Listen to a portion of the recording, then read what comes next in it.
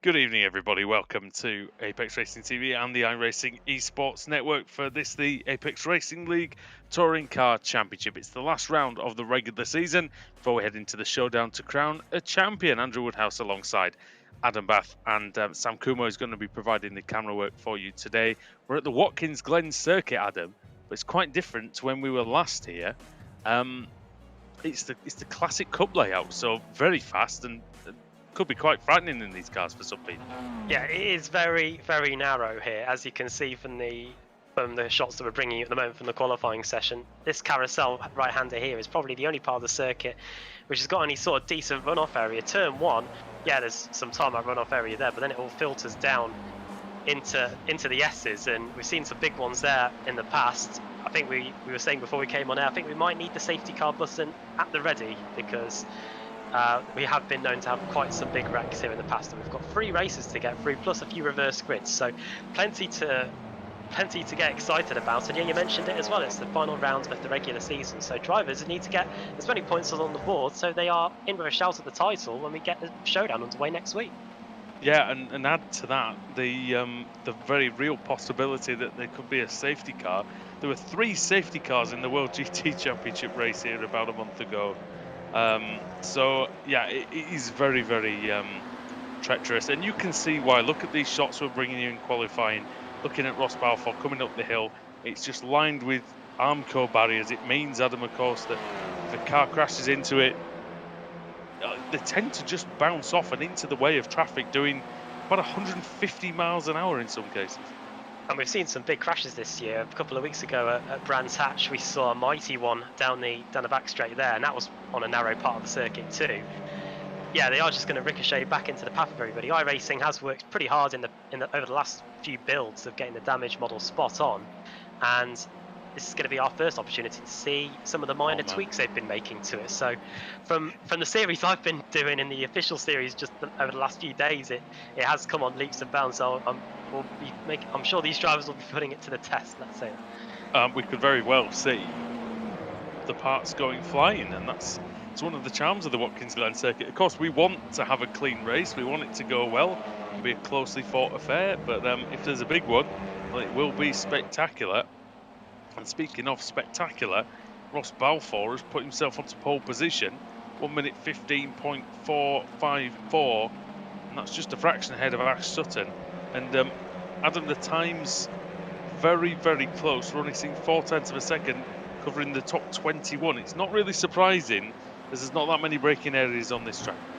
Just trying to have a look to see if anybody set the same time in the top 20, because a track this, it's not too uncommon for people to be lapping that close. I won a race, by the way, last week in a dead heat. Couldn't separate us by thousandths of a second, so I know all about that. And yeah, we've just under 2.5 minutes to go. Everybody's trying to pick up as much slipstream as they can. You can see in the foreground of that shot there, the SimTech cars all running as one. They're trying to help one another out. So qualifying's going to be pretty important here, especially for the first race where it's all on pace. And there's a crash as well. Oh, one of them's off. One of the SimTech cars was off, and someone crashed into the wall. I didn't quite see who that was. Yeah, they're all trying to just jockey for position. Very, very difficult. And for those who are new to the series, new to the channel and the iRacing Esports Network, welcome. It's great to have you with us on this Thursday evening. We're here pretty much every Thursday evening throughout the year with action from this championship.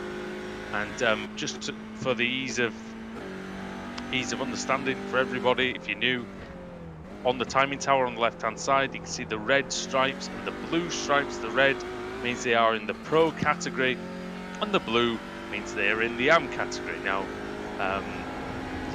usually there's not a great difference between the 2 categories, but it does tend to filter out quite well. If you do see a lot of reds at the top and a lot of blues at the bottom, it means the race organisers have done a pretty good job, and that seems to be the case so far, Adam. It's been interesting in recent weeks, as we can see here, at least on my screen. The cockpit camera shaking is in full effect. Part one of the new graphical features for iRacing in this latest build. But yeah, we have seen some of the Pro-Ams get into the top 10 in recent weeks. Pete Newman in particular, he's been on brilliant form over the last few weeks in this series. But yeah, it's all the pros in the top 10 this time, and some big names as well, with some big egos. Balfour and Sutton on the front row. That's going to be a fantastic scrap. And Tim Greven, credit to him as well. The Craig Setup Shop cars are looking mighty here too, as we look at the Automech group all clumped together doing their final run. Absolutely no discredit to anybody's driving around this track, because at the end of the day, it's still the driver that makes the difference. But the change of layout here at Watkins Glen does a couple of things really. It means that you don't have the tighter boot section with the more technical corners, and also it makes the track much more about straight line speed. And a good setup, as Craig's Setup Shop, by the name, that's what they pride themselves on. Good setup will certainly help you more, I would say, in theory, relative to the others around here. And Greven, with a brilliant lap, the best one of his career in the ARLTC, putting it on the second row at the moment. Is anyone looking like they're improving out there, Adam, at the moment? Not sure. Well, they're going to have to improve, because the checker flags out. Here's Josh Thompson. He's just launched his own coaching tuition organisation as he comes into the penultimate corner. See if he can. Yeah, we wish him well. If it's even a quarter as good as the Apex Racing Academy, then he'll be doing very well indeed. Well, there we go. Coming to the line. See if he can prove the flag man. Yeah, look at him go. He's going to fall out of his perch at this rate. And Josh Thompson with a 1:15.6, he pushes Luke Cooper out of the top 10. So it is a exclusive club of pro drivers in the top 10, unless Luke Cooper or one of the pro-ams can put in a late lap to get in there. It looks like a lot of them were quite clumped together, didn't it? And yeah, it seems that way, as everyone pretty much has done their fastest laps. Is Baker on a fast lap, or did it? No, he's done his lap. So that's all that is to be seen of qualifying. And it's Ross Balfour on pole position, brilliantly done. I don't know if we've seen him on pole for quite some time in the series, but Sutton alongside him, and that's going to be interesting. Greven's a bit of a wild card in there in terms of how not quite sure how he'll do at the front. Svidovic down in 12th and Sedgwick in 13th. I have to say, and Simmons 14th. It's a bit of a pattern there, isn't there, for the Apex Racing team? And we'll go into that pattern in more detail now, because we have got the grid on the screen, and just 11 thousandths separate the top two. Ross Balfour on pole, Ash Sutton in second, Ross McFarlane in third, Tim Greven in fourth, and then Adam Hadfield in fifth. The top five covered by less than a tenth of a second. Remarkable. There's Jason Cooper in sixth place on the grid. He is in second place in the standings. Ben Palmer 7th, 8th Pete Harrod, 9th Dave Baker, just 2 thousandths behind him, and then Josh Thompson with that late lap to get into the top 10. Luke Cooper 11th, highest Pro-Am driver in the field, and he'll be starting on the same row as the reigning champion Wojciech Svidovic, just 2 tenths of a second off pole there for Wojciech. 13th place for Jack Sedgwick, his Apex Racing team colleague, then George Simmons 14th, Jake Blackhall in 15th place, then Jamie Rushworth, Craig Williams, Marcel Fritsch in 18th place, Pete Newman 19th, and Matt Bunn, his CQR Sim Sports teammate, in 20th place. Kevin Carlisle, the American hometown hero, potentially in 21st. Adam Hedgecock in 22nd, then Lee Berridge in P23. Mats Borger in 24th from Norway. He's had a decent showing in recent weeks. Wales is Nathan Davis for Hesketh Racing in 25th place, then Bram Clace, Paolo Preto for Fiercely Forward, Simon Field, Ben Gregory, and Rob Sutherland completing the top 30. 31st, Rob Graham, then Scott Malcolm, Rob Jackson, Tyler Vickery, Kip Stevens, Toby Ward there in 36th place. 37th for Mark Woodhouse, and in the cars that haven't set time. So these drivers will all be qualified based on their I rating. Michael Levdoka, David Von Breck, John Roberts, Mark Johnston for Hesketh Racing, Jack Stiles, Sean Gardner, and starting at the back in 44th place for this first race of the day is going to be Adam McNally.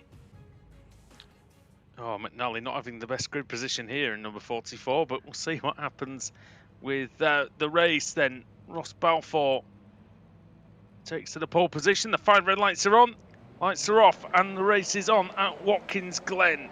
It's a good start by Balfour. It's a lovely start by McFarlane. He's already got alongside Sutton then into turn 1. Can he usurp the CQR man? No, it doesn't look like it. Sutton takes the wide line, goes in front of him, keeps the momentum. This is the point, Adam, where we're all holding our breath. Up the hill we go. Ben Palmer and Adam Hadfield, are they going to try and make it too wide? They'd certainly think about it. And then if you run wide here, you're nearly going to run into that wall. These tyres are really not up to temperature in this part of the race. It takes you a good few laps to get them up to any sort of temperature or pressure at all. And there's a fight for the lead already. Looks like everyone has made it through. That's excellent stuff indeed. Wojciech Svidovic, we saw him trying to make up places. But round the outside goes Ash Sutton. Oh, into the carousel. That's a lovely move. And Sutton gets through brilliantly ahead of Balfour, but now the slipstreaming is going to commence. What's happened, Adam? Oh, he's been hit by Balfour. He's trying to hold on to it, is Ash Sutton. He's managed to just about not go into the wall. It looked like he was going to be sent on a collision course there. It was bump drafting on a road course. Have you ever seen anything like it? Yeah, I couldn't really see that, I'll be honest, from where I was looking. But yeah, Balfour maintains the lead then. Sutton, McFarlane, Graven is still in fourth, fifth is Cooper, and then it's Palmer. Coming down the main straight then, can Sutton have a go into turn one? Does he want to have a go? Because now that the chicane is gone, Adam, it really is the case of, you know, really turn one's a bit of a futile overtake. You might as well do it down the back straight if you can. Yeah, because if you get up the inside into the first corner, you're going to be at such a disadvantage that by the time you get to the top of the hill here, you're going to have the person that you've just overtaken right on your rear bumper again. And Ross Balfour, Sutton is in his blind spot somewhat now as we blaze down the back straight again, past the bus stop chicane on the left-hand side of your picture. Look at Jack Sedgwick, he's making all sorts of moves in the background of his shot there, but it's remained Sutton leading, McFarlane second, and Balfour, after starting on the pole position, is now down to the back of this very quick trio. Yeah, brilliant shots, as you can see then from Thompson going wide, and Jack Sedgwick makes up another place into ninth. Williams driver, bit of the grass I think on the outside of the carousel, and loses that position in a roundabout way, but here comes Harrod. He looks trying to go round the outside of Thompson. He can't really do it. Now he's prey to Wojciech Svidovic. This is what happens on this circuit. You run a bit wide and you make a slight error, lose a couple of tenths, and then they all come flooding past. And it can take some time to recover as we see the top 16 come across the line. There was movement in the top 5. It looks like Jason Cooper has just gone to 5th place. Tim Greven is also in there, and Ben Palmer looks like he's starting to come under a bit of pressure as the top 3 start to slowly edge away. But things change so quickly here at Watkins Glen. Ben Palmer may look like he's starting to lose pace with the top 3, but the slipstream is so powerful in these cars and at this track that he could be back on their case within a couple of corners. Look at that, they're practically pushing everybody down the back straight. We're going to have one of the closest finishes of the whole season here. Everybody's separated by about a tenth of a second each after 3 laps. Yeah, it's been absolutely fantastic so far. Just a couple of drivers out. Rob Sutherland, Kip Stevens look like they're out, and maybe Michael Docker as well, but that looks like the only casualties, which I think by the standards of this circuit, pretty good so far. Sedgwick has a dive up the inside on David Baker no less and gets through easily, so Baker caught napping there. Oh, and there's off goes a Sim Sports car. Oh, that's Pete Newman. I think he's tangled with his old teammate Simon Field of all people. I think it's part of the 1-2-3 that his team had at Brands all those years ago, wasn't he? Newman's rejoined in 26th place. That's not the end of the world for him. If you knew, we do have a reverse grid, so if the wheel of fortune does land on that number, he may be on the pole position for the second race of the day, as he now has to fend off the attacks of Scott Malcolm there going into the first corner. Oh, and there's a crash a bit further back there, and I think that might have been Jack Stiles and maybe Rob Jackson getting into it, but didn't quite see. I just saw Stiles, I think, off the course. And now there's 3 of them fighting going up the hill. As you see the damage on the front of the Texans Fitzstein Motorsport car. Yeah, one of the Hesketh cars in there too, isn't it? Yeah, that's Nathan Davis, the Welshman. And Toby Ward on the inside. Ward on the inside, Davis on the outside, and then in front of them is Vickery.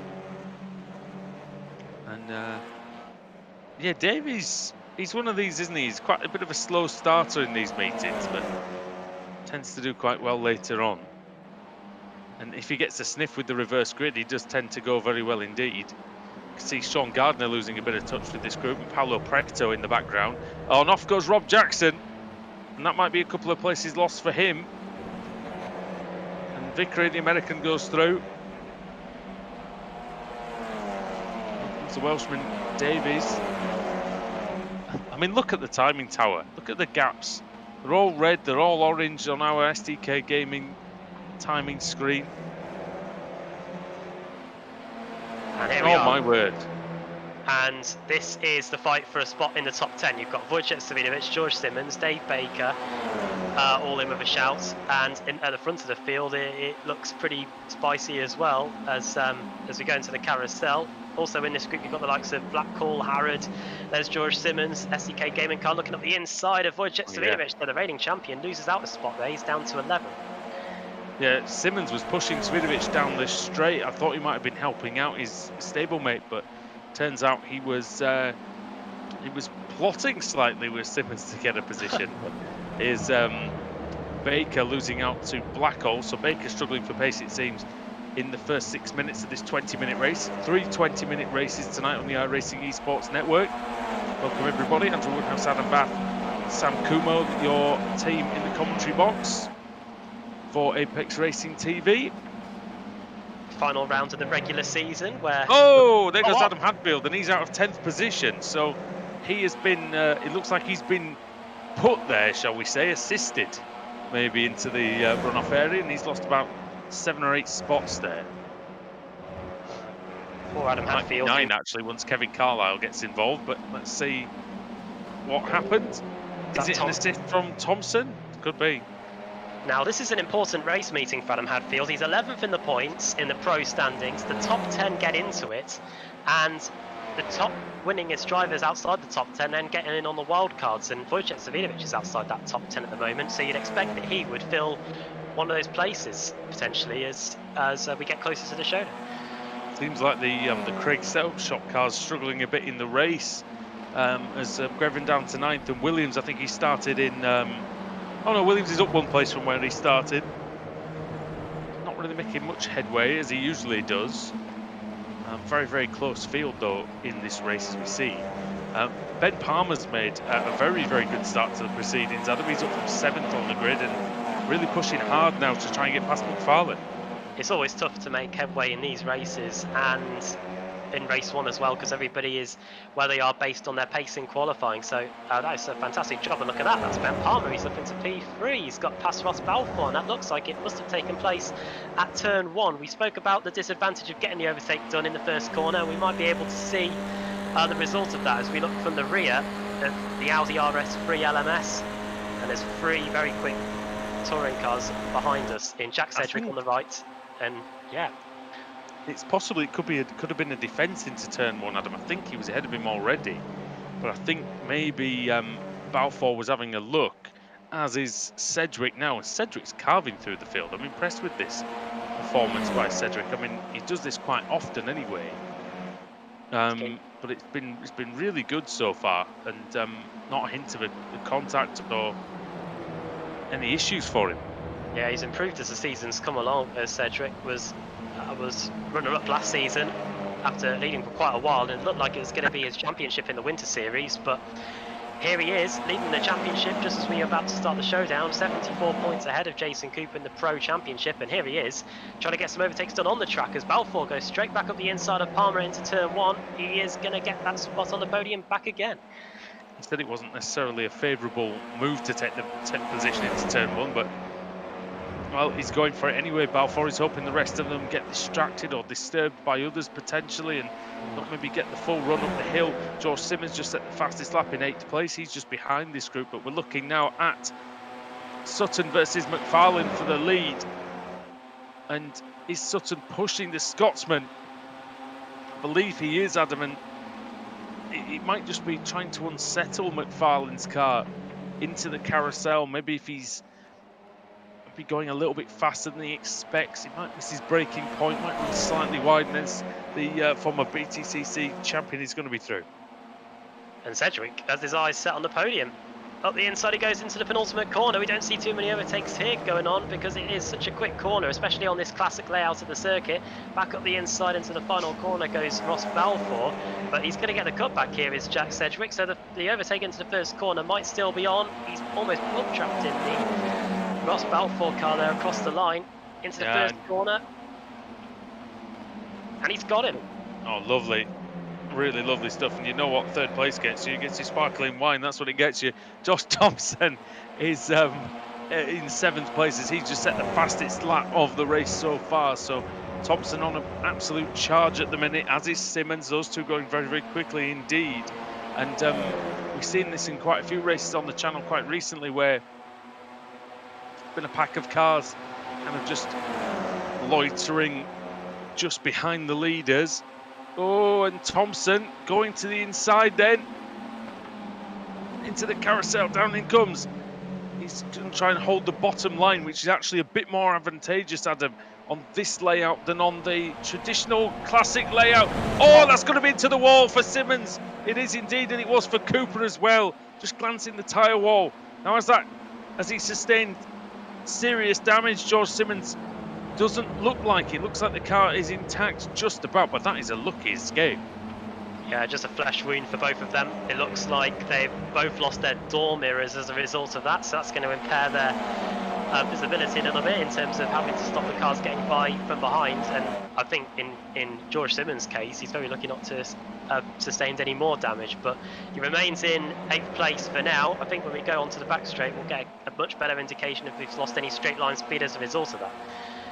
Yeah, very, very lucky. I mean, 2 or 3 inches more to the left.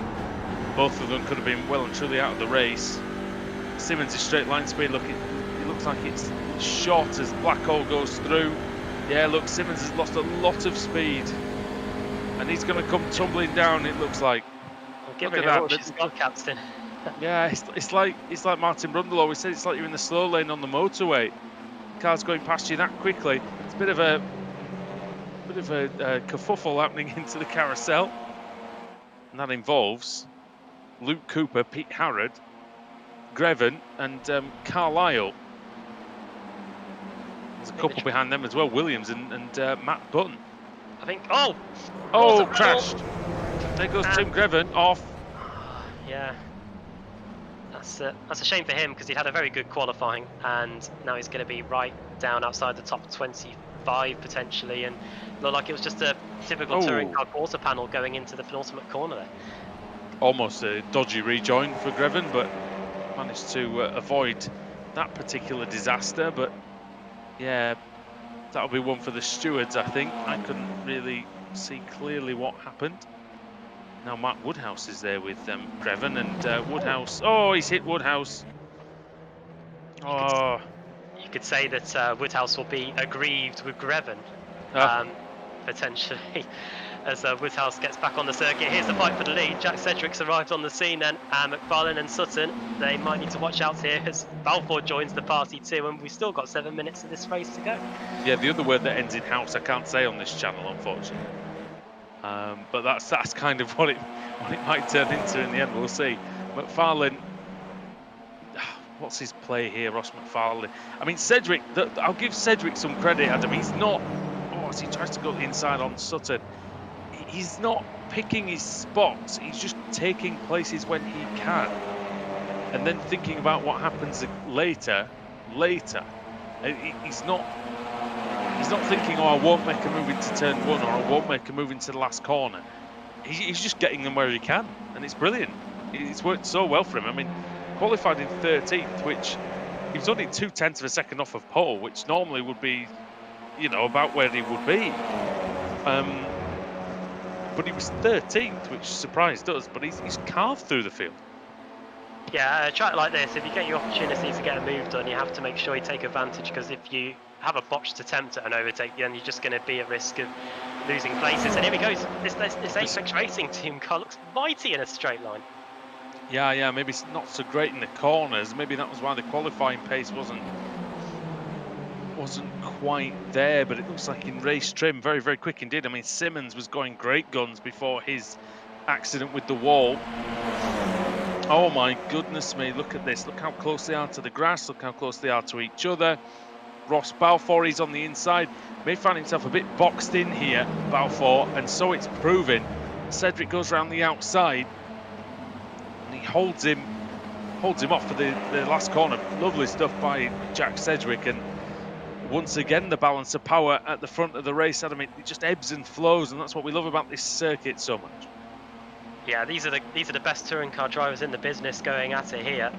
What Sutton did there on the short straight towards the penultimate corner, everybody has a spotter in the car, and you've just got to trust that if he doesn't say inside, then you are completely fine to go across, and that's what he did.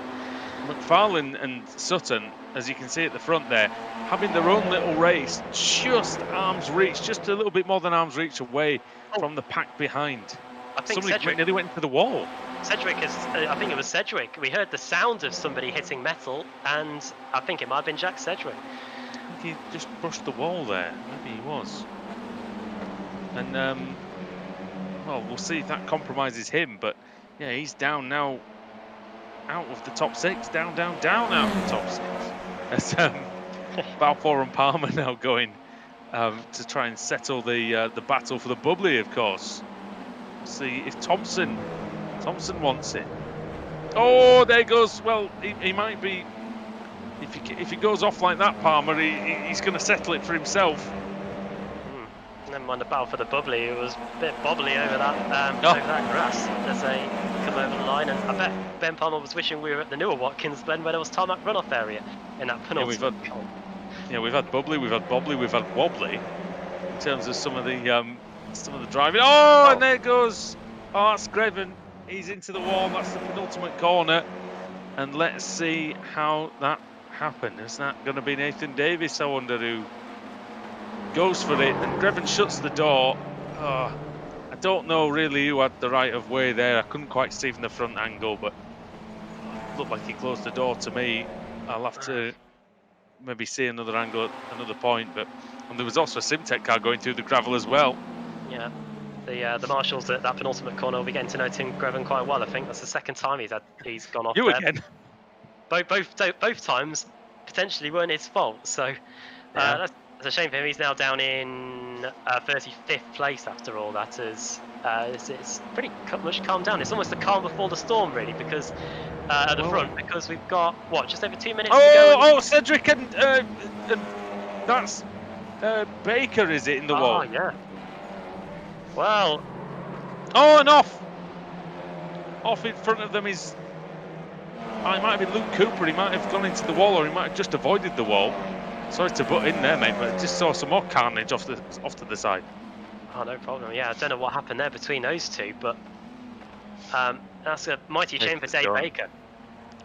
He's going to just have to crawl back and finish one lap down, potentially, because he'll still score some points for that, and that's what he needs. As this is the battle for the lead, then penultimate lap it's going to be, I'm sure. Well, I'm not sure, but it most likely. Here comes. Oh, that's round the outside. That's very good indeed. Ash Sutton. That's brave into the carousel. You've got 5 guys here. And actually, you've got Jake Blackall just behind. Where's Jake Blackall come from? 15th on the grid, goodness me. With a good race car underneath him, that's for sure. What do you think, Adam? I mean, the last lap's coming up. Do you think we could have, like you say, it could be one of the closest finishes of the season? Yeah, we have seen some photo finishes at this track in the past, and Ross McFarlane, he's probably led the majority of this one. And now Sutton has got the advantage as we do cross the line, and we do indeed start the final lap. And I mentioned 5 guys being at the front. They're pretty fast, these guys, and I wonder who will be showing us the way to victory as they use all of the runoff area on the exit of the first corner. Sutton's got to get his exit spot on here because the 2 cars behind him, McFarlane and Balfour, they're going to be picking up a mighty good slipstream here. There's no time to stop off for a burger on this last lap, but so we'll see what happens as we get into the meat of the final lap. And here's Sutton on the inside. Oh, he's getting a big helping hand from Balfour, because Balfour knows, Adam, that he needs to somehow force his way into second place to have any chance, but McFarlane hanging tough around the outside. The Scotsman will not be denied. Great run around the outside there. He can do that here. Watch out for Balfour. Is he going to try and prise the door open on the inside into the penultimate corner? It's do or die for many of these guys.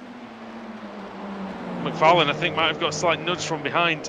His car reacted weirdly into the penultimate corner. Coming round the final corner then, it's going to be Ash Sutton. Can he keep it on the run to the line? It looks like he can. So after 20 minutes of racing here in the final round of the regular season in the ARLTCR, victory in round 1 goes to Ash Sutton. But that is a great race, and 6 drivers separated by just 1.1 seconds. Adam, what a finish. This is what we've got in store for the whole evening. Going to be on the edge of our seat for all of it. There's position changes still going on. Someone's dropping down the orders. It problems for Adam Hadfield. Not what he needed in terms of getting into the showdown, and he's going to finish. Yeah, 1 or 2 more here. Going to finish 27th place in the end. He'll be hoping for a big reverse grid if to help his fortunes for race 2. He was in the top 6, was Hadfield. And he and Greven really were the ones who fell foul the most of the situation. Baker as well, of course.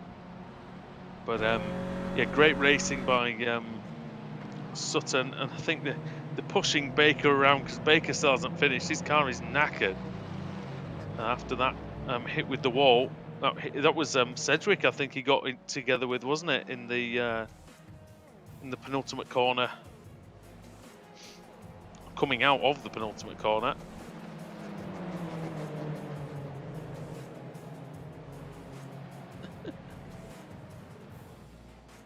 Wow. A lot of fanning about going on this lap, but they'll probably get there eventually. Well, there is Dave Baker. He was one of the. We could see him on the sideline as the leaders went by on the final lap. Look at the front right wheel. It's on the ground, as in it's the car's dragging along the ground. I think that's the real issue, isn't it? Oh yeah, broken right front corner. Is he going to be able to get it into the pits? They're going to carry on, it looks like. Is this going to be a photo opportunity for the CQR crew? I'm not too sure what they're doing, but look how damaged our cars are. Oh, and off goes one, showing off the damage model for you. That's what it is. The sponsors will be pleased. Well, as they come across the line, it's time for the first reverse grid of the evening. Before we give you the results from round 1. So what happens is we have a Wheel of Fortune that's going to be coming up on your screen any moment now, and our cameraman Sam Kimmer will press the button, and a randomly selected number will be the amount of cars that we have reversed. So here we go, Sam. Well done on the cameras, by the way. It is tough covering everybody out there, and with what the top 26 covered by just under 30 seconds, it was definitely a frantic race out there. Yeah, definitely, and I think the second one will be even crazier because we just got full -3. Oh, goodness me, right. Oh, wow. -1, -2, -3. So that's Mark Woodhouse then. He's going to be... Just going to do that again.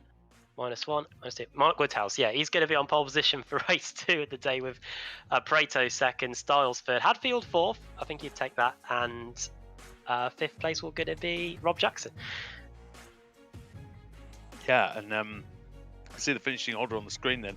Sutton takes the win by just a quarter of a second in the end over McFarlane. It's 2 Rosses out of 3 on the podium there. Balfour in 3rd, Ben Palmer 4th ahead of Josh Thompson. And Thompson starting 10th, Blackall in 6th. He did really well starting in 15th. Jason Cooper 7th ahead of Wojciech Svidovic, who just casually made a few spots in that first race. Jamie Rushworth in 9th, Jack Sedgwick in 10th. He was down, up, and then down again in that race. Kevin Carlisle in 11th. That's one of his best race ones of the season, I think, for him. Ahead of George Simmons. Matt Bunn in 13th, ahead of Luke Cooper. And then it's Ben Gregory and Lee Berridge. Page 2, full of the AM category here. Pete Harrod is the exception to the rule in 17th. Pete Newman is 18th, ahead of Tyler Vickery. Sean Gardner in 20th. I think Tyler Vickery might have got his best race one result of the season as well. Sean Gardner in 20th. Nathan Davis in 21st, then it's Rob Graham, Adam Hedgecock in 23rd, and then it's Toby Ward. Simon Field in 25th, Rob Jackson 26th, will be starting 5th for race 2, Adam Hadfield in 27th, Jack Stiles 28th, Paolo Preto 29th, then Mark Woodhouse, who, like we say, he's most likely going to finish. He's going to start on pole position. Michael Evdoka just missed out in 31st. Mats Borger Anderson in 32nd. John Roberts 33rd. The driver of John Roberts, as he wants everyone to call him from now on. And then Dave Baker, we saw him going round there at the end. Tim Greven 35th. Then Marcel Fridge. Bram Klaas in 37th. Craig Williams in 38th. Then Scott Malcolm. David Van Broek. Mark Johnson. Kip Stevens. Rob Sutherland. And Adam McNally. It looked like he started at the back, and it didn't look like he actually went any further than that. May not have even taken the start, actually, Adam. I didn't notice him out there at all, I'll be honest. That's a shame. Yeah, on the iRacing timing, it hasn't even got him down as starting. So hopefully he will be out for the second race of the day, which will be coming up soon. Right, I'll take that as a cue for a break. So we are going to take a quick pause then on the iRacing Esports Network, but when we return, you won't want to miss the second race, because what we've been dished up here in race 1 has been edge of your seat stuff. So there's more of that to come after these messages here on the iRacing Esports Network in the ARLTC.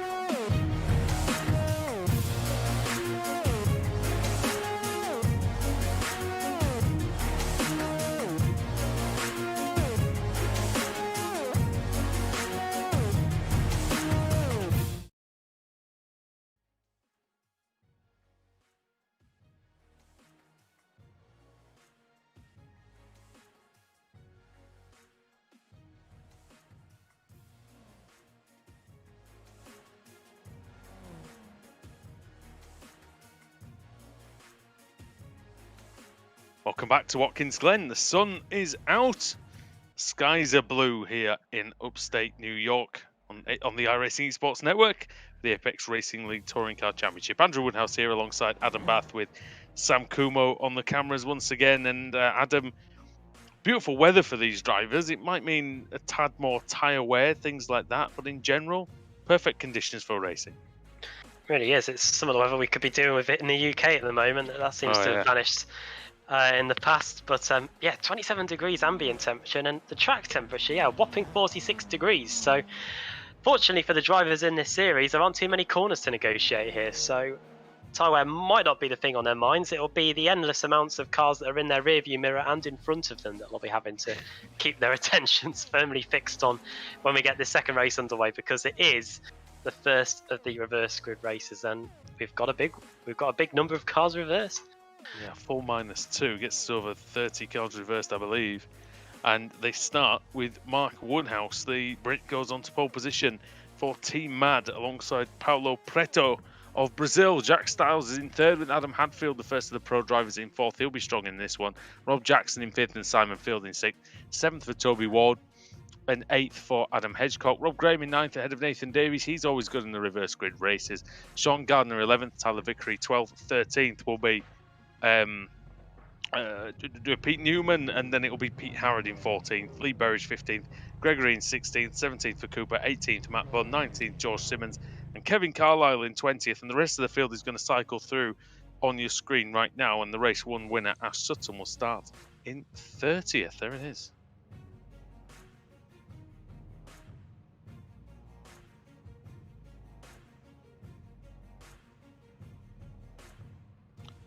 There come the lights then for round 2 of the evening in the Apex Racing League Touring Car Championship.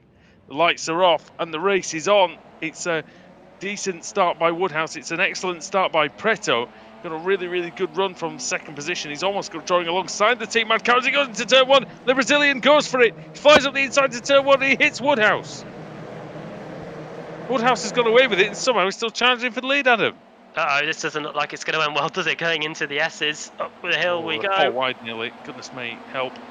It's this last part as well. If you go too wide through this part of the course, the Armco barrier does come up very quickly, but everybody is impeccably behaved. Now they're just going to make sure they don't go into one another down the back straight. Yeah, we've seen some more mighty ones down here. Oh, and there's 2 cars off in the background. That's class. And that is Anderson off into the wall. And Davies barely avoided that one, but he did, and they're still alive at the front of the field, which is all good to see. Somebody going very wide down. I think that's Tyler Vickery. Almost missing the... Oh, somebody's very close to the wall there. On the outside, it might have been Lee Berridge, I think it is. God, it looks like a motorway at rush hour, doesn't it? Free abreast, every single lane used down the back straight. Even going into this penultimate corner, they're still almost free wide. Except this motorway is travelling at 130 miles an hour. Oh, and that's Simmons being hit by, I think, Matt Bunn, but he survives it, and they're still got. Look at it. It's a sea of Audis. I mean, they said a sea of Kias then. Am I going back a couple of years now? Front 4 are away, by the way. As Cedric dives up the inside and he hits Preto, so Preto gets a taste of stop medicine at turn 1. Oh, here we go, Adam. Here we go, mate. There we go at the back. It's happened at the back. It's happened in the middle. But fortunately, not in front of the entire field, and people can avoid the crashes. Oh, it's carrying on at the top of the hill. Oh, that's Vickery. Problems for Vickery. How these guys have just had single car crashes, I've absolutely no idea, but we remain green flag racing here. Ross and McFarlane. somehow... Oh, well, Ross McFarlane was one of the cars you saw at the back of that shot that you were mentioning. He has had to tow back to the pits. So after that good finish in race 1, where he finished in the top 3, he is going to be finishing this race in not a good position at all, as Jack Stiles continues to lead. Then it's Woodhouse, then Fields, and then it's in 4th place, it is Hedgecock. Yeah, Stiles took advantage of of Preto's opportunism in the first corner and mugged Woodhouse on the way to turn 2. Really good driving from Stiles Field and Hedgecock then in 3rd and 4th. The fastest man on the track at the moment is Wojciech Savidovic. Look at that, in 8th place, 1:16.873, 0.8 of a second quicker than the front guys. But this lot now are going to have quite a big problem trying to get themselves up to the front. Because the gap is quite large, Adam. It's over 2 seconds. And on a slipstreaming track, that's tough to catch. Definitely is. But if they can just close the gap down a little bit, and if the cars at the front start fighting, then that gap will start to come down very quickly. And we're only 3 minutes into this one. There was plenty of action in the 20-minute first race that we had, so there's still over 3/4 of the way to go in this second race of the day, second of 3. We'll have one more race to come after this one as the 2 Automech cars start battling. This is a fight between 2 Pro-Am drivers, Luke Cooper and Matt Bunn, and also that's Rob Graham. Yeah, Rob Graham also in there. And here comes Jack Sedgwick onto the scene, up the inside into the penultimate corner. No way through there. No, it's very difficult to make them. Oh! Newman, new off. Now Newman back on again. Oh, Bunn off. Sorry. Yeah. And into the pits comes Graham then. So I wonder if that might be a maybe not serving a slowdown or possibly a jump start penalty for Graham. So the Scotsman drops down to the back of the field. We're looking now at Kip Stevens, another Automech driver, 2-times champion here, fighting down in the 28th place at the moment, ahead of Marcel Fridge, who's a pro driver in the, well, it's the privateer entry, isn't it, at the moment, independent, as you see on the screen for Fridge. And the man from Austria, going quite nicely indeed. Yeah, up 7 places so far. Kip Stevens just in front of him has gained 13. 9 places for David Von Breck as well.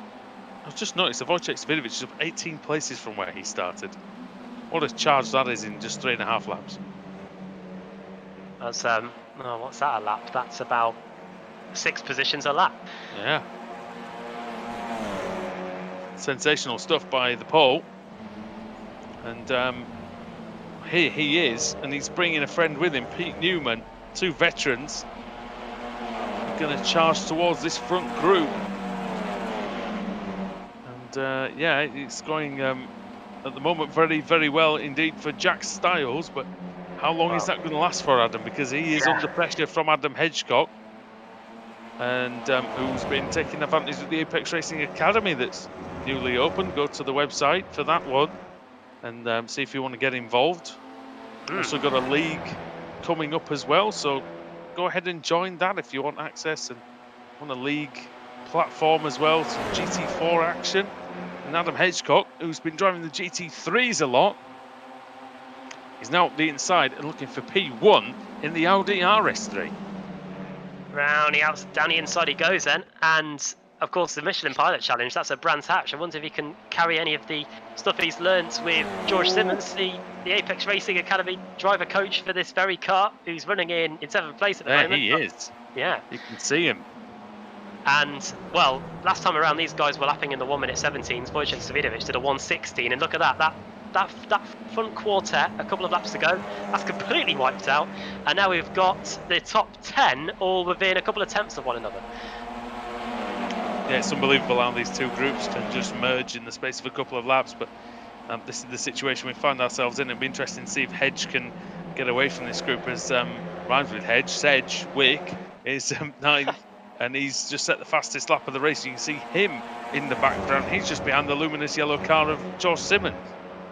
Who's hedging their bets here on what's going to happen in this remaining 3/4 of the race? There is George Simmons, Apex Racing Academy driver coach, as we mentioned that again in the new academy, and just in front of him it looks like he'll be... Oh, he's on the grass, is Sedgwick.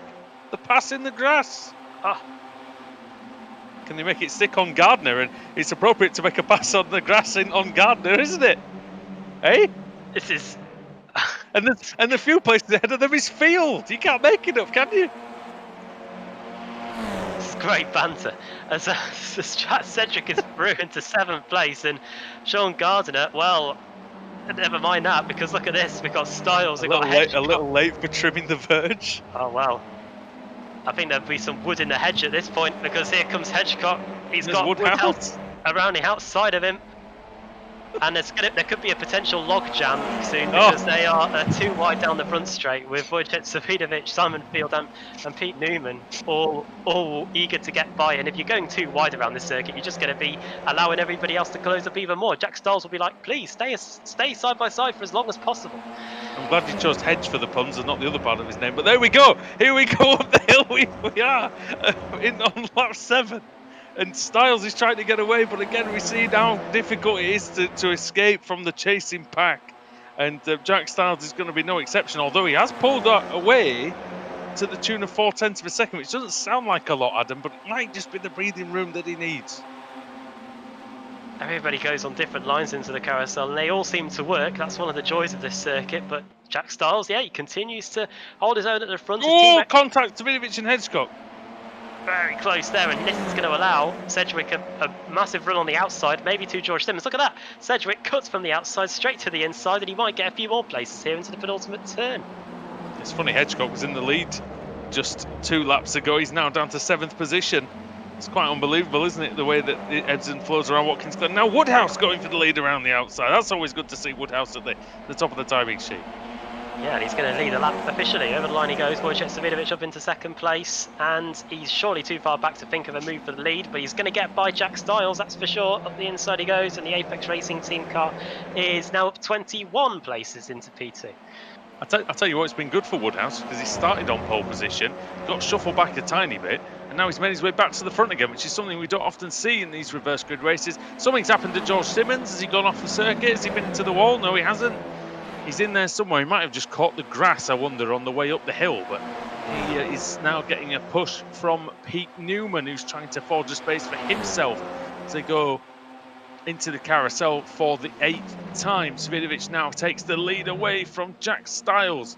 So Savidovic to the front, our reigning champion. And 6 times he's taken the title on a Thursday night. And he's looking for 7. Well, just like Lewis Hamilton's looking for 7 this year. And Wojciech Savidovic just as accomplished at winning titles as the Brit, but now the man who was born in Poland, lives in the Republic of Ireland. Truly international flavour to this competition, of course. And he's now showing his pace, Adam. That's half a second look in the second half of the lap. My knowledge of the point system isn't too much up to scratch, but if Wojciech has a very solid evening tonight, which he is having so far, then he might be able to get into the showdown on the points he's scored rather than having to rely on the wildcard for his wins. But well, by the way, look at the fastest man on the track at the moment. Ben Palmer 15th, Lee Berridge 14th. They were the fastest men, which shows just what this is doing in terms of closing the field up, and this is exactly why you have these reverse grid races, Adam. I wonder why they're going quick. It's probably because on their relative they can see a driver beginning with S and ending in N behind them, and they're like, please, let's get as far away from him as possible, as they're now knocking door handles and nearly knocking door mirrors off down the back straight. Well, we know that Berridge and Sutton seem to be magnetised to each other every time they get near each other, so as they've had their fair share of scrapes between them. Savidovic still leads then. It's still only 0.4 of a second, so he hasn't been able to gain any more over Jack Stiles. Jack Sedgwick is now in 3rd position, and he is, Savidovic and Sedgwick, has been a fantastic performance by both of them. Savidovic started in 23rd and Sedgwick started in 21st, and Savidovic this time gets the better of the drive through the field. And look at them all, they're all fanning out. It's great to watch. Sedgwick with another late dive down the inside. Well, he was late on the brakes. It wasn't really a late dive. He was already alongside, but making it work at least at first. But Stiles coming back, and Stiles is going to get the place back at him. It looks like, at least temporarily. Sedgwick drifts slightly wide. He almost put Stiles into the wall, obviously unintentionally, but almost had that effect. And if you're Mark Woodhouse, who do you follow in this situation? It looks like he's going to try and follow Jack Sedgwick. Dave Baker is all the way down in 19th, putting the fastest lap of the race on that previous lap. We saw Lee Berridge going off as well into the hairpin. We go. Sedgwick around the outside. That looks like it's going to work, and he might even be cleared before we get on the exit of the corner. Indeed he is. So it's Apex Racing Team 1-2. 22 places gained for Wojciech, 19 gained for Sedgwick, and now here comes Mark Woodhouse. He wants a spot on the podium. Jack Stiles is going to try everything he can to try and stop him, but he's at the inside. Woodhouse has led this race twice. He doesn't want to let this one go just yet. And the task is to stave off Jack Styles, to try and get past Styles, who passed him in turn 2 on lap 1 after Paolo Preto got extremely confident on the brakes into turn 1. Nudged into Woodhouse. Woodhouse went wide, lost the momentum, and Preto and Styles got through into the lead. Never since then. And look who's back. Adam Hedgecock is now back. He was down to 8th place just a moment ago, Adam. He's back. We were speaking to the boosted guys, weren't we, 2 weeks ago at the end of the previous race meeting, and they were absolutely delighted with what happened there. And here we are now, and they're having a great time of it again. Adam Hedgecock's absolutely flying at the moment, and he's got his coach, George Simmons, right behind him. Yeah, let's see. I mean, George Simmons, we know that he's a terrific driver in his own accord, and yeah, well, Hedgecock proving his own talent. Oh, and a big dive for Newman. Well, he looked like he was diving through in the carousel, but not quite able to clear Simmons on that occasion. But Savinovic leads. It's only 0.4 of a second. Oh, that's Sean Gardner into the wall, and there's quite a few cars off here, and it's quite a big one. And that looks like it's Berridge. Baker again. Baker again. Oh, careful, guys. Careful of this rejoin. Still quite a lot of cars coming through. Gonna have to wait if you want to turn around, and they are doing so. But yeah, that's a big one for Baker and Gardner, I think, as well. Who let's see exactly what happens on the. It's on the exit of the carousel, Adam, and you can see Gardner just ahead. I think he gets a nudge. Oh, does he hit his own teammate? Is that with Berridge? Is that Ross Balfour that cops one? And Kevin Carlisle was that potential. Oh no, it was the other SDK car, wasn't it? Picks up damage there. Here is Ross Balfour. You're right. Look at the damage on that. I feel like it might have been the two. Oh, it might be. Was it Field actually? It might have been the two boosted cars that got together. Sadly, yeah, they're both in the pits. Yeah, you're right. Yeah, Field and Gardner, both of them gone. Shunted. That's what they did. Sadly. Oh, the driver of John Roberts is coming up to 16th place. I don't know where John Roberts himself is, but his driver's doing quite well in 16th place. I think I've just killed Adam. So Hedgecock trying to go around the outside. Speaking of Adams, oh well. Hedgecock versus Woodhouse. 2 wide down the front straight. Then Simmons is on the right hand side of your picture, and then watch out for the CQR Sim Sports card, and into the first corner we go. Round the outside goes Simmons on Woodhouse, and he is just about through, but that is just as close as you would like it. That's by the skin of his teeth, isn't it? Just cleared him by centimetres, really. Just a few of them as well. Simmons judging that to perfection. Savinovic still leads then ahead of Sedgwick, but Sedgwick's got the gap down to 1/4 of a second. Actually, he's got a run on him down the straight, Adam. He might get close enough to think about a go into the carousel, but he has to defend from long-time race leader Jack Styles, who he's not done either with these two. I'm not finished with you yet. This is brilliant because, of course, Jack Styles is a Pro-Am driver, but with the added bonus of the slipstream, plus he's run for Tech Sense Fitstar Motorsport as well, which is a great organisation. He's right up there, fighting in and amongst Jack Styles and Wojciech Savinovic, the two that fought it out for the championship last year. Yeah, I mean, Styles looked very good in the first half of the race. Moves out of the slipstream, maybe so he can get a better view of the corner, actually. These Audis are deceptively quite big when you're behind one of them. Your view can be quite restricted. And, that looked like it might be Sutton shaping up for... Oh, no, it's Rushworth shaping up for a move on Newman.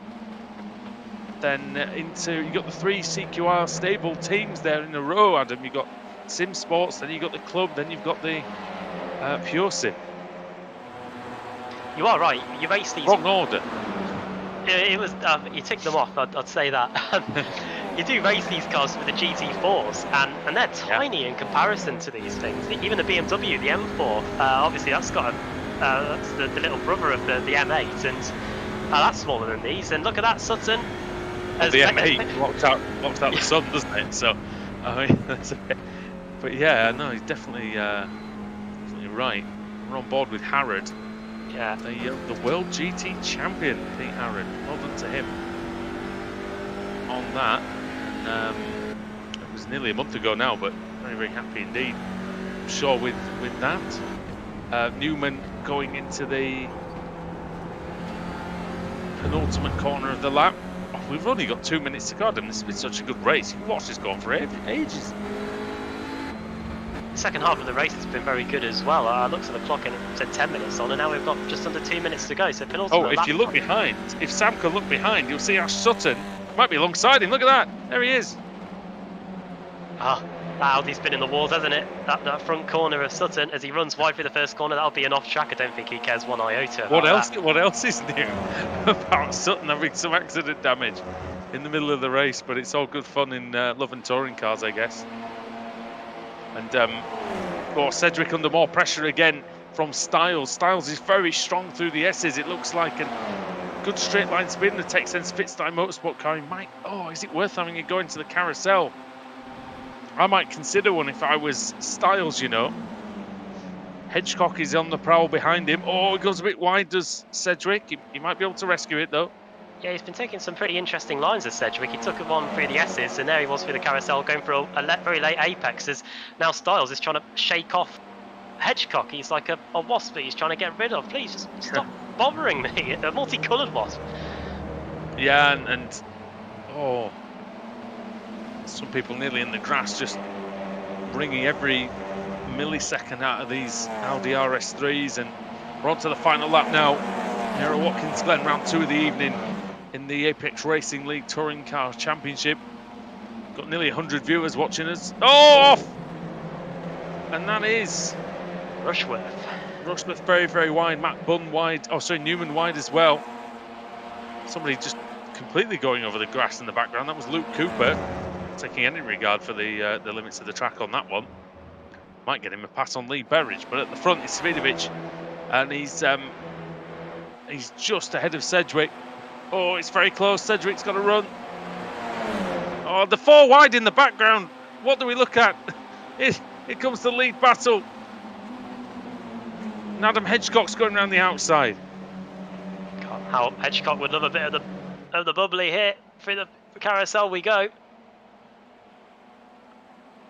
Oh, it's very, very close indeed. Almost find myself just watching it and not talking about it. But, Hedgecock's having a look. Second to last corner, he throws it up the inside. He rubs wheel arches with Styles. I think he's through. He is! Svidovic, though, it's going to come to the line. He started in 23rd position. I don't think he thought he had much of a chance in this one. But Wojciech Svidovic comes across and he takes the win. That is a champion's drive once again by him. Sedgwick in second. Brilliant performance once more. And Adam Hedgecock with a little bit of the bubbly in third, ahead of Jack Styles. And Mark Woodhouse in the top 5 once again. Good to see a resurgence from Woodhouse. And yeah, they're still coming across, look. And that was that's Malcolm and Gregory and the driver of John Roberts. Yeah.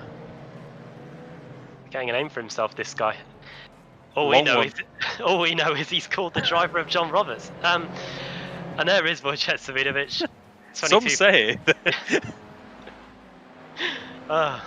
we'll probably get sued for that, so probably not go that way. I work for them occasionally.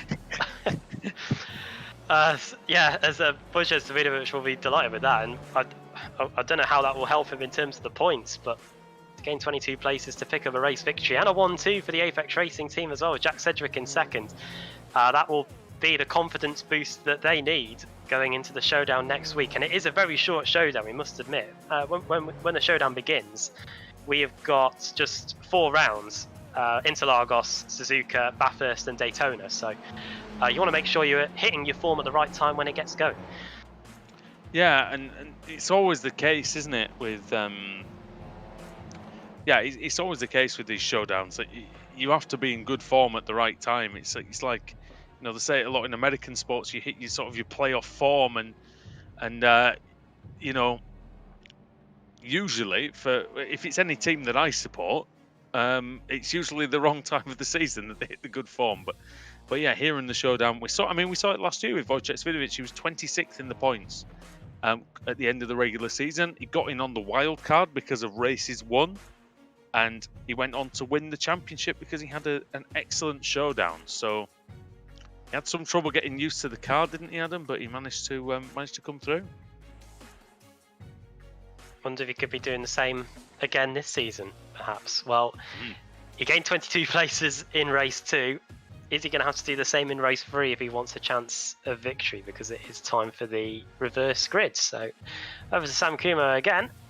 The job doesn't get any easier, does it, mate? As it's time to do the reverse grid wheel for race 3. Yeah, I think like this part is easy. So let's just spin it. But I think it's gonna be just as exciting for the third one. The wheel is spinning and we will get... Well, what do you know? It is full -3. Again. So that will be 1, 2, 3. Ross Balfour. So he is going to be on pole position for race 3 with Kevin Carlisle second, Mark Johnston third, Tyler Vickery fourth, and Tim Greven. He's going to be back at the front again after his good quali in race 1. He's going to be completing the top 5 here on the starting grid for race 3. Yeah, and well, here is the finishing order of race 2 then. Wojciech Svidovic with the win. And just a quarter of a second over Jack Sedgwick, and well, a 1-2 for Apex Racing definitely helps them after not a wonderful qualifying for them. Adam Hedgecock in third for Boosted, and Jack Stiles in fourth, Mike Woodhouse in fifth, and George Simmons for SDK Gaming in sixth. Jamie Rushworth is the first of the 4 CQR cars in the line there. The Pure Sims of He and Sutton, then the club car of Palmer, and then in fact it's 6. I can't read. There you go. Matt Bunn for CQR Sim Sports in 10th, and then the club car of Harrod, and then Sim Sports of Newman in 12th. Boosted Sim Sport get another car in the top 15 with Lee Berridge, Luke Cooper and Jason Cooper 14th and 15th for Automech, and then John Roberts and David Van Broek in 17th there. Ben Gregory 18th, 19th for Scott Malcolm, and Kip Stevens in the top 20 for Automech. Josh Thompson was 21st ahead of Toby Ward, Rob Sutherland in 23rd, and Michael Evdoka in 24th. 25th goes to Adam Hadfield with Tim Greven in 26th, 27th for Tyler Vickery, and 28th for Mark Johnston. Kevin Carlisle 29th, and Ross Balfour 30th. Paolo Preto 31st. He had the big dive bomb, didn't he, in the first corner? It didn't quite work out for him. Well, definitely didn't. He was 31st in the end. Rob Graham 32nd, and then the cars 1 lap down or more. Nathan Davies 33rd. He will score points for that.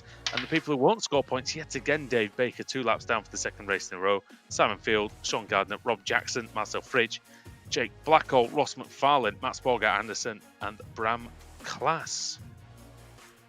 So, Adam, we had a couple of the large crashes that we kind of predicted, but in general, I think it was a well-driven race. You know, nothing silly and no real massive problems out there. That's what we like to see, really. Yeah, we were talking at the beginning of the show about how we were expecting to throw some safety cars. Granted, we still have got 1 race to go, but in the early stages of both races, everybody has been very well behaved, and if there have been any crashes, then they haven't caught up many people at all, really. So yeah, that's great to see, and hopefully we'll be seeing that for race 3, which will be coming up in a few minutes here on the iRacing Esports Network. So don't go anywhere. Me, Andrew, and Sam will all be back to bring you the action from the final round and the final race of the regular season in the ARLTC. Don't go anywhere.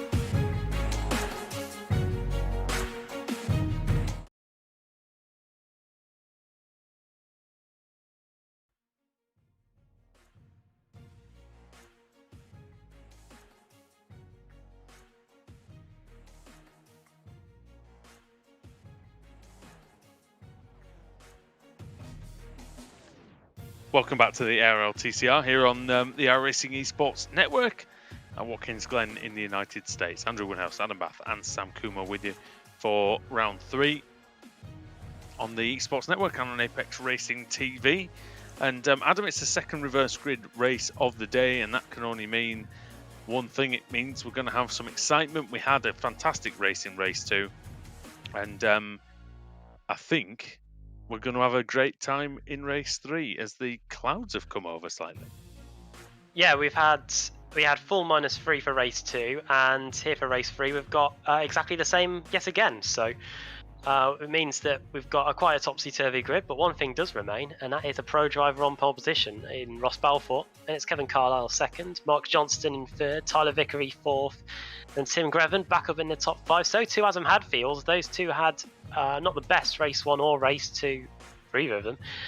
Michael Adoka, then Rob Sutherland, Toby Ward in 9th, and Josh Thompson completing the top 10, with the top dozen rounded out by Kip Stevens and Scott Malcolm. And we have pretty much nearly got everybody on the grid, so we're not too far away from getting things underway here. Row 10 is completely made up of Pete Newman and Pete Howard there. And Ash Sutton, watch out for him, he's going to be starting in 23rd with his teammate Jamie Rushworth in 24th. And our race 2 winner, Wojciech Svidovic, he's going to be starting in 30th place. So here we go. All right then, well, here we go then for the final time tonight. Ross Balfour, Kevin Carlisle on the front row. Here we go, lights are off, the race is on. It's a good start by Carlisle. Yet again, that outside line, the clean side, getting away better. It's still Balfour that leads into turn 1. Carlisle following. Mark Johnston trying to get through on Tyler Lugo Vickery going into the S's section, and Johnston is already up into 3rd place. Good start for him, the man from Northern Ireland. Up the hill they go then. Oh, and there's a Craig setup shop car. I think it's Greven, very close to the wall, and he may have even touched the wall, Adam, as Carlisle challenges for the lead into the carousel. Very close already, nobody to help in terms of slipstream, but Carlisle, the American, is going to try round the outside, but Balfour, who's quite used to being at the front, he was at the front in race 1, is able to just about stay ahead. Good run for Carlisle. I thought he was going to pick up the slipstream. He might be slightly too close to do so. So he stays behind. Could do worse, actually, Adam, than following Balfour for a few laps and seeing if they can get away. But oh, contact in the background and a spinner, 2 spinners. And that's Michael Abdoka and Toby Ward, I think, who've come to grief there. And there's more carnage coming into the last corner. That might be Rob Graham. Oh, it is Graham that's around, and one of the Simtech cars as well. I think it's Bram Klaas, the Belgian driver. Graham carries on. That's Simon Field, Adam, as well, who's involved in that. Oh, look at this through the first corner. It's too wide in most places here as we go for the S's. The first lap is in the books, and it's led by a CQR Sim Sports car. That is 11, that's Matt Bunt, with behind him John Roberts. And look at this, 3 wide, as I can hear somebody hitting the wall as well, as everybody fights for their own bit of track. Yeah, up the inside goes Palmer. Is it Palmer? It is. No, it's Harrod, isn't it? Harrod, oh, Palmer is on the inside. Ahead, he was 3 wide, was Harrod. But Palmer in the middle of it all. He's got John Roberts in front of him. And behind him is Berridge. Here's the sandwich with boosted flavoured bread. Oh, and that's Sedgwick into the Automet car. And that's caused all kinds of carnage. Woodhouse has crashed. And there's a CQR car in the middle of the road backwards. Oh, and another one into the wall. Oh, that's Blackhall. And that's taken out. Oh, and the track is blocked. That's Fridge.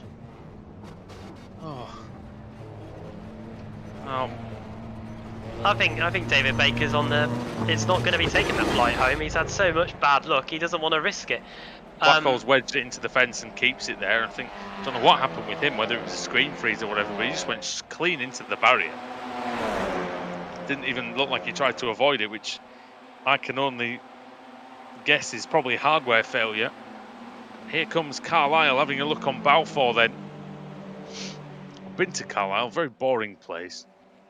But Kevin Carlisle is not a boring driver, and he's trying to go around the outside of Balfour. He's used to fighting at the front. Is Carlisle, the Ritmatech Sports Car Series champion. Announced recently he's leaving Apex Racing Team, but he's going to do the rest of the series with them under the SDK Gaming banner. We wish Kev all the luck for the future, and hopefully he can give a good challenge to Ross Balfour in this one. Balfour, Adam has done really well since coming back into the series, I think. Has done really well, yeah. Had a good season in the Kia a couple of years ago, and since he's come back, Thompson he's just hit Mike Johnston. Oh, Johnston ain't going to be happy with that. We've spoken to him in the past, and Hesketh Racing, they're not going to be happy with that at all, as he drops down to 5th place and has lost, more importantly, a bit of slipstream. He's now 2 seconds away from Thompson after that. Yeah, he's not going to be happy with that, but well, there you have it, I guess. As down the back straight they go. Carlisle just edges ahead.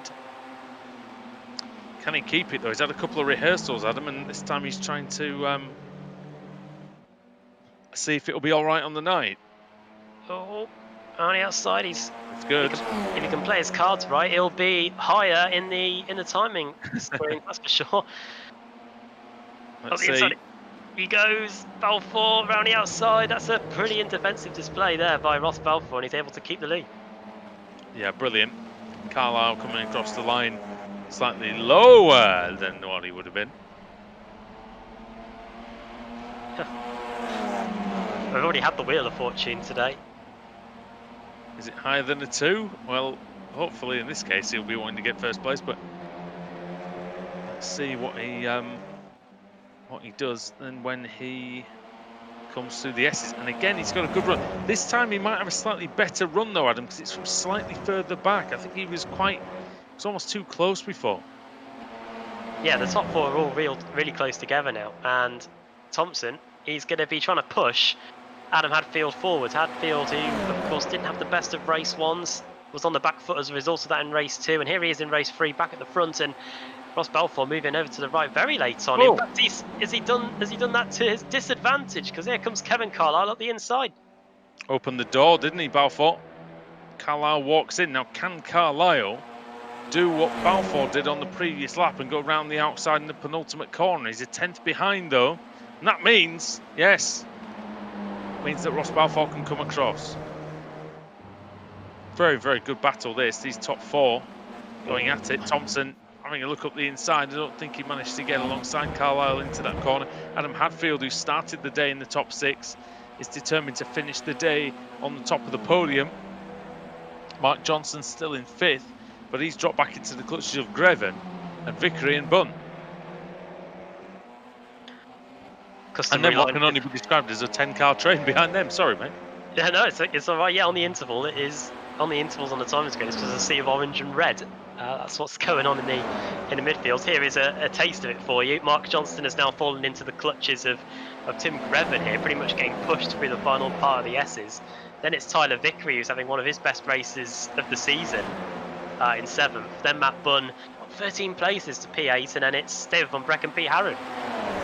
Yeah, this is a good scrap as well, isn't it? In the middle of the top 10. Oh, they're going 3 wide into the carousel. There's absolutely no way that Greven could go around the outside, or is there? This is going to be monumental. This could be one of the best moves of the season by Greven. He's going all the way around the outside of the carousel. He's now got the speed, but can he hold it? He's going to have a very narrow line into the left-hander, Adam. Oh, well, Johnston's going to try everything he can to stop him as off goes Tyler Vickery. Up the inside goes Johnston. Oh, well, it was one move pulled off by Tim Greven, but he's got to cut back on the exit. This is an overtake that's taken about half a lap to execute. It's involved going around the outside of the carousel, and he's got the switch back through the final corner, and if he brakes late enough, which he will, he is finally through, so he's up into 5th place. That is spectacular by Greven. And while he was involved in a couple of things earlier on, which may or may not have been his fault, we'll leave that to the stewards to decide, but that was one of the best moves I've seen in this Audi RS3, full stop. And here is but now he leads the pack, and that's the unfortunate distinction at this racing circuit, Adam, is that, oh goodness me, he's getting absolutely pummeled down the straights. Look at this. Oh. 4 of them might come through. Craig sets up shot, close of business down that back straight. No one wanted to touch him going down that down the back straight there. But, That's it.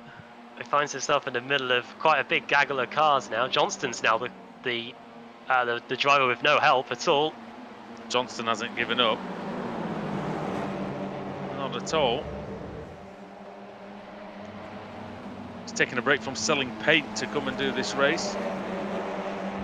Oh, Wow. Into the wall. That's Van Broek. And I think he's Van Broken it. Don't know if it's keeping going though. I think he is. Just about.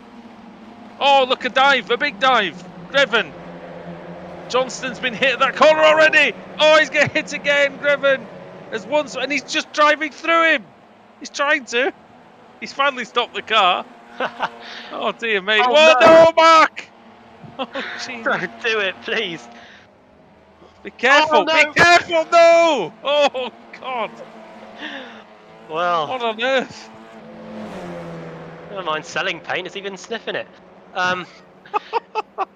Halfway through this race, and he gets going again. I think I picked the wrong way to stop sniffing glue.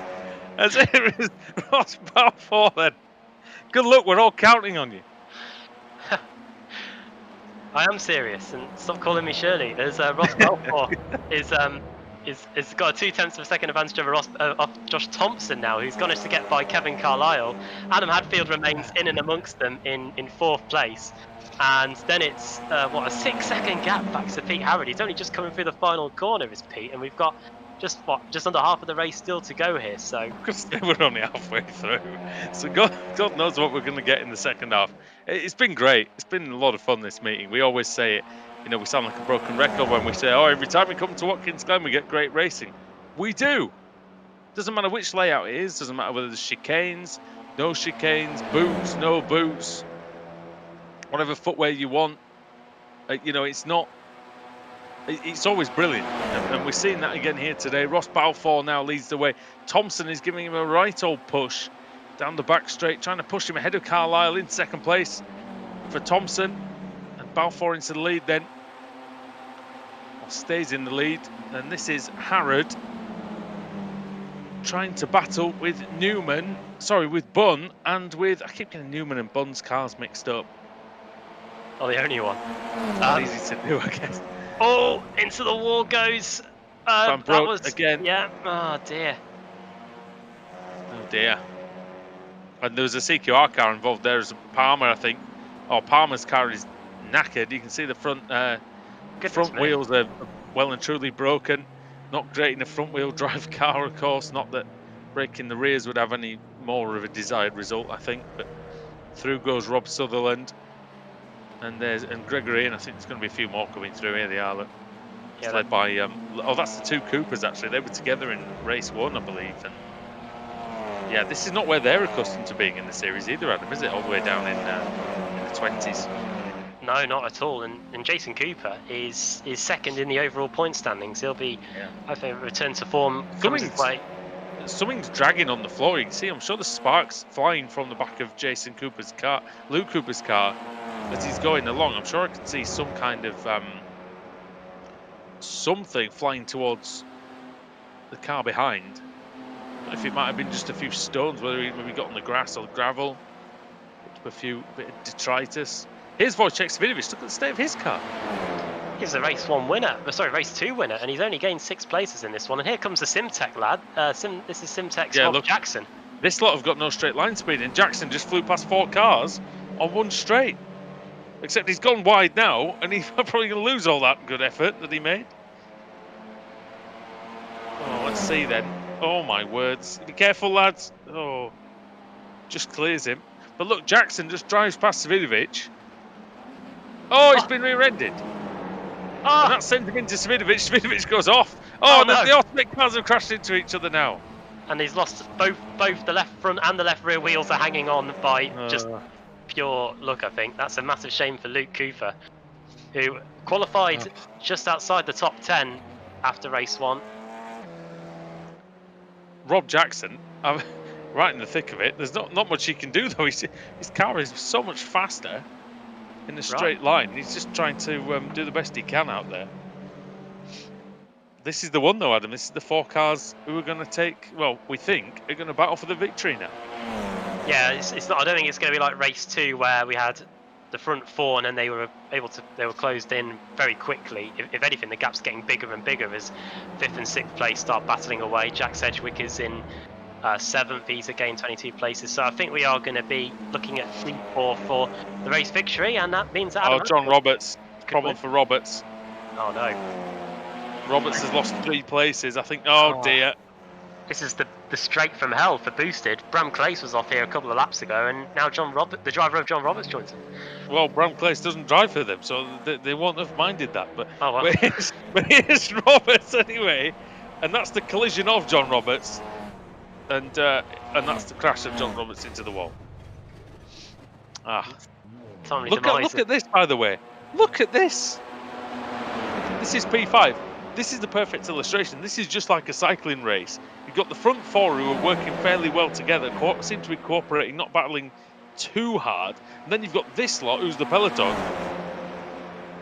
knocking 7 bells of you-know-what out of each other. Yeah, and it's the 2 teammates working together here of sorts. George Simmons and Jack Sedgwick here going into the carousel. Very multicoloured proposition in this this group. Oh, that's a bit close. CQR car almost leaning on Simmons. That's Matt Bunn. Matt Bunn's had a good meeting, I think.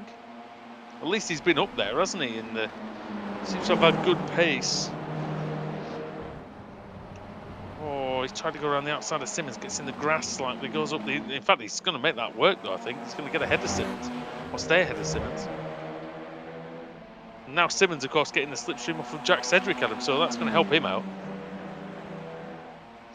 Bump drafting as well as Sutton trying to push Harrod. On the inside goes Simmons, and a little clip there on the front of Matt Bunn's car, which is going to allow Harrod up the inside into turn 2.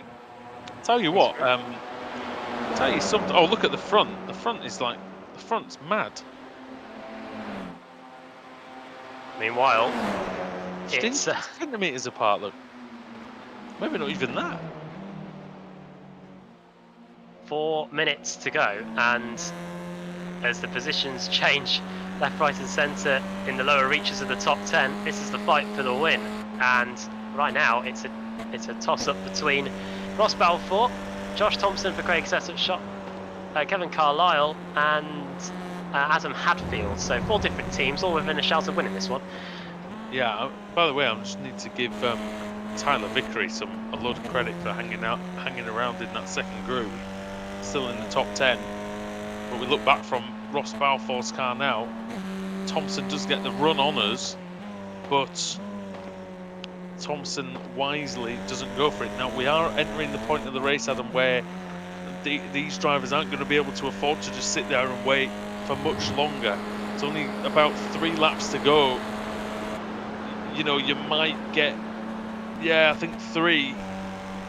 So yeah. They're going to have to do something soon, aren't they? Well, yeah, Thompson's lashed straight onto the back of Balfour. It's so difficult when you're the leader and you're getting bump drafted in this situation, because, you know, one false move, then you're going to get sent straight off into the wall, especially at a circuit like Watkins Glen, which isn't the widest circuit in the world. He's managed to hold on there. Thompson sensibly, though, you saw how he lifted off a good couple of 100 metres before the corner. As you can see, the car in front, Woodhouse, is dragging along the ground. Like, you see the sparks flying. That's pretty cool. But it won't be cool to the guys behind who are seeing a car that's sparking along the ground as 4 of the leaders are trying to come through. Yeah, I don't think Woodhouse would be able to see that either, sadly for him, the light show. But there he goes over the line, and I wonder if he could play a pass in deciding the outcome of this one, because they will be catching him. His car won't be the quickest in the straight line, and with just 2.5 seconds between he and Balfour, he could appear on their radar in the next 2 laps.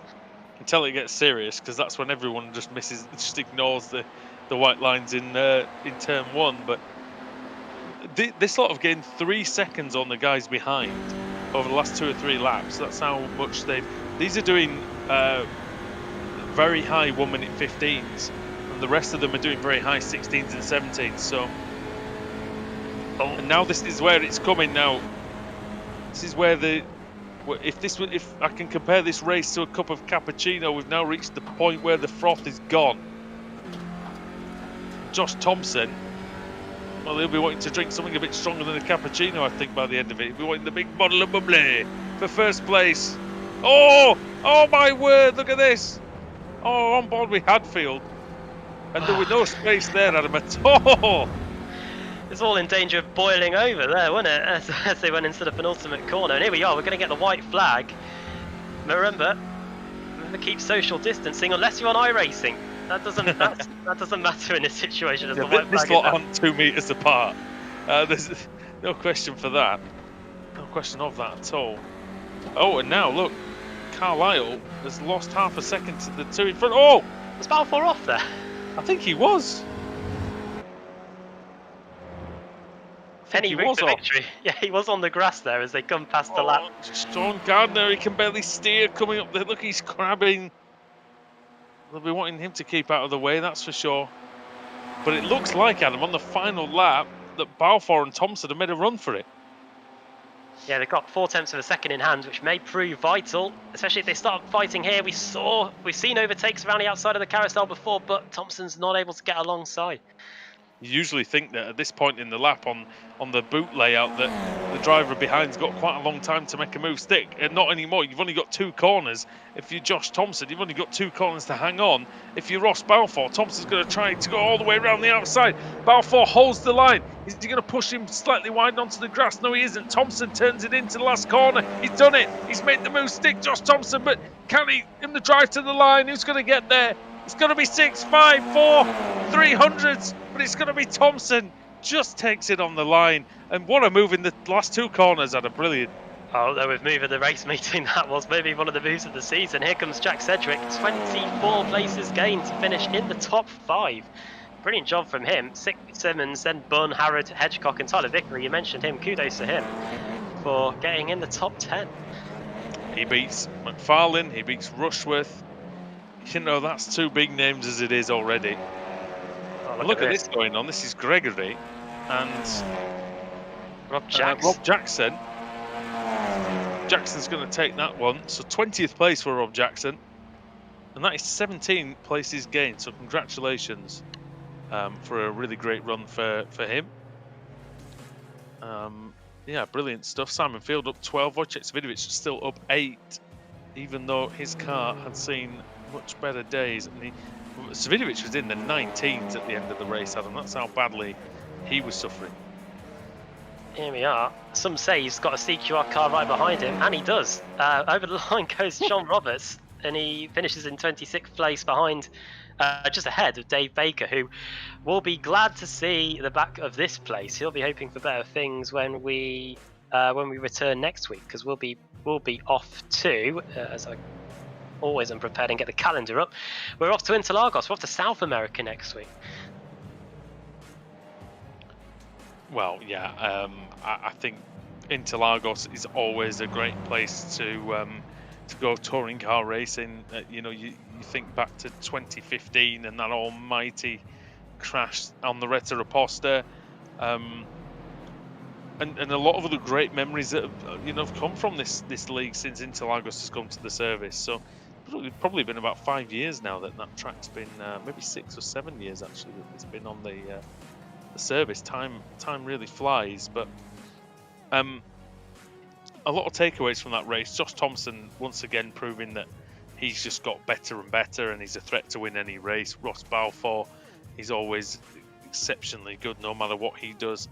Kevin Carlisle proving a point today, I think, Adam, and having a really strong run. And Adam Hadfield, well, if you'd have told me three or 4 years ago that Adam Hadfield would be regularly in the top 5 in this series, I genuinely wouldn't have believed you. And I mean that with absolutely no disrespect to him. I used to race Adam Hadfield regularly and beat him quite often, and there's no way I'd beat him now. Absolutely not.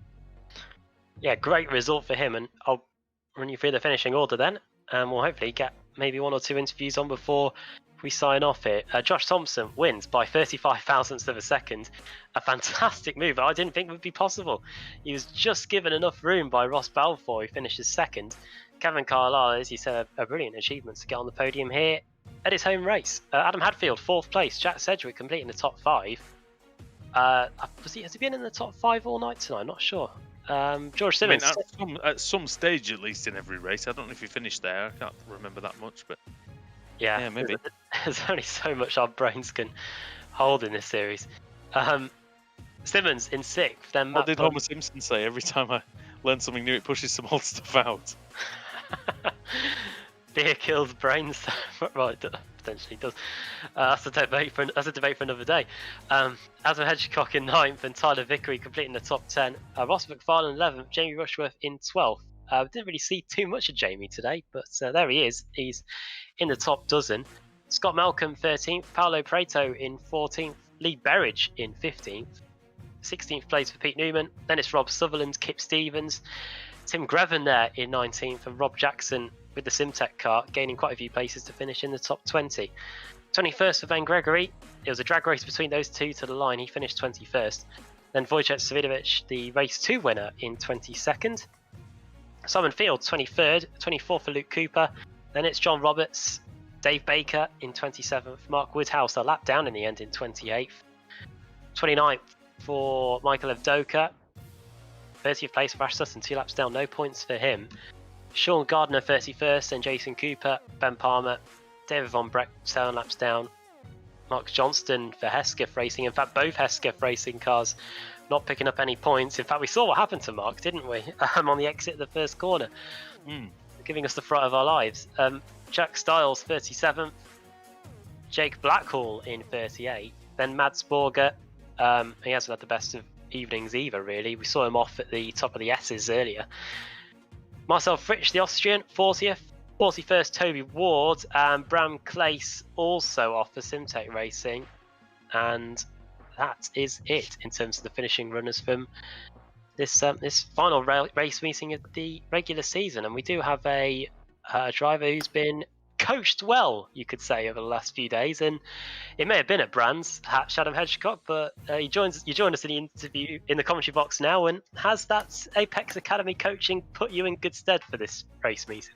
Oh, has it ever? I won't give away the secrets, but yeah, a different driving style, ever so subtly, but slightly different driving style, combined with an absolutely mega set from Lee Berridge. Yeah, what a night!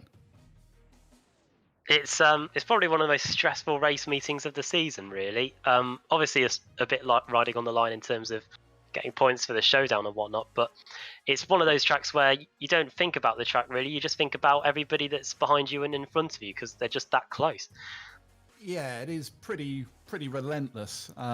We usually go into this and kind of our mindset is just try and stick with the group in front. Don't start bashing doors and losing time, because you lose the pack at that point. So yeah, we usually take a sensible approach and try and keep the pack. Unfortunately though, in doing that, in race 2, I did swipe Simon off the track. So I've apologised profusely to him, but I'm going to apologise profusely again publicly that, yeah, unfortunately, typical boosted action going into the carousel. Well, it was a brilliant move to get 3rd place on the final lap though. UV Jack Stiles, wasn't it? It was, yeah. I was talking to Jack afterwards. This track is really hard to pass that. Without the boot, it's really hard, because the carousel, if you go to the inside, the outside, you get so much more momentum. So you're not really making a solid dive up the inside move.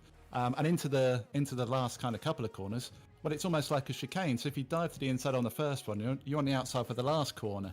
So it's quite tricky, and yeah, we was talking afterwards. We were both trying to squeeze each other, both trying to give just enough room, but make sure that we knew each other was there, kind of thing. And it was one of those, you just you chuck them out the window and just go for it, head down, and hope it works out. And yeah, it did. And yeah, Am win, more showdown points. Yeah, delighted with it. And Woody, have you got Lee Berridge there as well? Yeah, we do. Lee, first of all, can you hear us, mate? I can. Hello. Hello. Well, it's good to have you in the commentary box. It's been quite a while, I think, and good performances tonight. And it certainly seemed like the team was strong. And as Adam was saying, it was all about keeping those packs in front. Just how much different does the layout change make this Watkins Glen circuit? Yeah, I wish the chicane was there because I think that sets up for putting a few overtakes in at the back straight. But yeah, it's an interesting track, and I don't know if anyone else noticed, but it doesn't take a lot of damage on this car at the moment for you to lose your straight line speed, and I hugely suffered with that in race 3. And we saw Wojciech Swidovic losing 2 or 3 seconds a lap due to some straight line speed issues and things like that. So yeah, so it yeah, doesn't I take mean, a lot.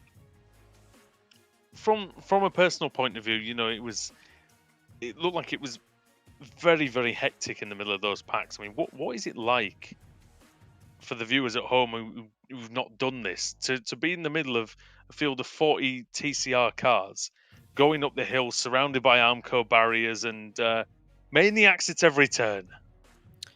Yeah, bearing in mind I've also only got one monitor as well. It's like playing Daley Thompson's Olympic Challenge with my left and right view buttons. It's the only one I can really Best analogy ever. That's brilliant. It's one of the best. It's one of the best. I think everybody's played at least one of those track and field games. Yeah, exactly. And, They'll appreciate it. The poor buttons on my steering wheel are feeling quite worn out tonight. Yeah, no, it's hugely hectic. And the first race, I forgot to turn my spotter on, so that made it 10 times worse. Oh my word. That's just poor planning. That's why I'm a midfield racer. But no, Well, Hedge had a great race, race 2 to finish 3rd. But I did say it was down to the coaching from George and your set, which was absolutely blinding. I said it before. I'll say it again. It was mega. Well, Absolutely this mega. is it. And I thought I'd come in here because you're spreading all these lies that you wanted to do some clean racing. I'm sure you said you were going to take people out tonight. Scandal on Apex Racing TV, Adam. Oh, yeah. Scandal on the iRacing Esports Network. You can print that. Whoever that idiot is who writes like nonsense stories about sim racing, you can print that. Go on. Scandal at Boosted. You'll have the Outed. driver of John Roberts on your case if you do that. Outed. And absolutely, I would have grasped. Honestly, I would have done. Anyway, that's enough for you two. Thanks very much for coming into the commentary box, though, guys. Especially Lee. We don't get to speak to you very often. I don't so pop in that often. so but yeah, no, great job, well, guys. please as join normal. us again soon. Yeah, will do. Cheers. Thanks, boys. Cheers, chaps. Cheers. Shock horror at Boosted, Adam. I don't know what's going on. Well, whatever we do to stop them, I think that horse is already bolted. Let's get Josh Thompson in for a quick word. And it was a move of the race meeting that had to decide it. Josh, wasn't it? That was a great overtake to get the victory there. Yeah, I was surprised. Obviously, I had a good race with Ross. Obviously, we communicated through the race, so it was kind of just go for it on the last lap. Lucky enough, he gave me the respect with the extra bit of room. I think he was kicking himself afterwards, but yeah, I can't really complain to get it done on the last lap. After Let's bring him in, actually, shall we? Just to have the conversation. Sorry, Adam, go on. No, I was going to say, well, I was thinking once we got past the carousel that would be it, but yeah, as Josh was just saying before we brought you in, Ross, you two are in communication with each other, and it works out for Josh, and unfortunately not for you in the end. Yes, I was very gracious in victory. I can imagine. I felt he needed it. He hasn't had one all season, so there you go. That was for you, Josh. No, it was a really good race. We were trying to work together as best we can to keep the other guys behind us. We knew it would come down to the last couple of laps, and fair play. His move on me was great. I gave him a car's width and a little bit. I probably shouldn't have given him the little bit, but he got me fair and square, so it was a good race. I mean, we were talking about the track and how it differs from, like the classic boot and things like that, and it really does mean that things like braking aren't quite as important. How did you, in a broader sense, how did you set up the car to sort of deal with the faster nature of this track? I think the fact braking is important. So maybe why Josh did really well this week. But But Right. no, I've run the same setup for most series, most races, so didn't actually change too much. And I was expecting the worst going into this event, not gonna lie. So I was really surprised to be in 2 of 3 clean races tonight, which is probably 2 more than I usually have. So Well, look, there you hopefully go. that's me in the showdown secured, and I can look forward to hopefully challenging these guys for the title. Well, thanks very much once again, chaps, for joining us in the commentary box again. And we're a little short on time, so I'm not going to ask Josh to go through his sponsors because we'll be here until next We'll week. be here I all think. day. We'll be here till But, next Thursday. But thanks very much, chaps. It's always a pleasure. No worries, mate. See you later. All the best, boys. Cheers. Don't know what's So going on. Ross Balfour there and Josh Thompson, and we've got one more entrant to the commentary box. Tyler Vickery, top 10 finish for you, my friend, in the last race. Yeah, and I think thinking off the top of my head, I think that's my first ever in the TCR division. Well, there you go. Fantastic. Then, in that case, what was it like running up there in that pack? Those guys are, extremely quick, and you held your own in that. That was more just hoping nothing chaotic happens, especially race 2. I was grateful I didn't get completely wrecked out of race 2, but knowing some of those quicker guys like Ash, Adam, a few others catching up, I knew especially being an AM driver, I knew my pace was a little off. It was just more trying to be safe and consistent as I could. So I was surprised I was able to keep up with them, and even had a really decent battle with Adam and Ash there at the end. It was really fun. Well, we head to Interlagos next week, and that's one that we're all looking forward to. What about yourself? Is it a track that you're very familiar with? Yeah, I've been very familiar. I've actually been putting a lot of time lately with both Interlagos as well as Bathurst for our next 2 rounds. Just knowing Interlagos is one of my favorite courses, and I've already been. I was using last season's officials and just trying to work on a setup to see what could work for being able to get in a sprint race like this. And then Bathurst, it was more trying to find the consistency, but at the same time where I can be aggressive at certain points, especially without damaging the car completely, especially up in the mountain. Well, Bathurst is. Well, Adam, we know how tough Bathurst is. I mean, you could go and ask Paul Smith for some tips around there. I'm sure he could sort him out. But no, Tyler, congratulations, mate. It's been quite a long time coming, but it looks like you're settling into the car well and really moving up the field, which is what we'd like to see. I've loved this car from day one, and being able to come back when you guys brought the new cars, these Audis over, I was really looking forward to it. And then it was pretty much like a steep learning curve, but it was kind of good that I got at least this season under my belt and started to really understand the car some more now. And now I'm looking forward to, hopefully, as long as I don't have anything real life coming up with the university with Full Sail, hopefully I can be able to make it to every single round, and who knows, maybe have a chance at making it into Showdown, because I think I kind of proved to myself that I could be able to give at least a good fight for the Showdown for next season. Well, yeah, we'll see.